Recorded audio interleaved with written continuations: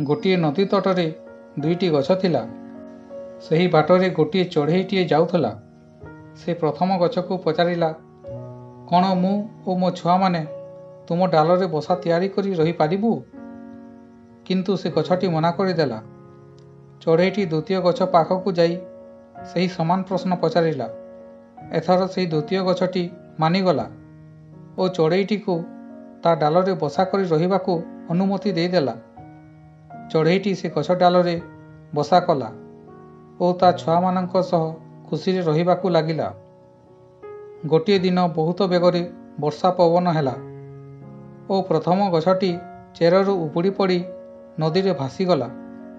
चढ़ेईटी से गछ को देखि कहिला, मु ओ मो छुआ माने तुमको आश्रय माइबाकु आसीथिलु, किंतु तुमे मना करि देइथिलो। एबे देख सही अहंकार जोगु तुमको एही दंड मिलिछि। एहा सुनिबा परे से गछटी हसिकी कहिला, मु जानिथिली मो चेर दुर्बल होई गलानी ओ ए वर्ष वर्षारे मु आउ ठिया होई रही पारिबी नाही। नदी रे बन्या आसिले निश्चय मु भासीजीबी। सेथिपई मु तुमको ओ तुम छुआ मानकर जीवन को विपद रे पकाइबाकु चाहू नथिली। तुमको जदि मो कथाटी कष्ट लागिछि मते क्षमा करि दियो। एहा कही से गछटी नदी रे भासीगला। आजिर एई कहानीटी छोट अटे किंतु बहुत बड़ शिक्षाटीए देउछि।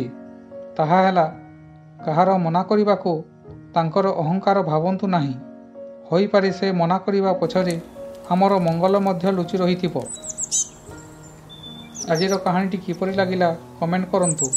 भलो लागितिले लाइक शेयर करंतु। प्रथम थर देखुतिले सब्सक्राइब करी बेल घंटी को ऑल करंतु।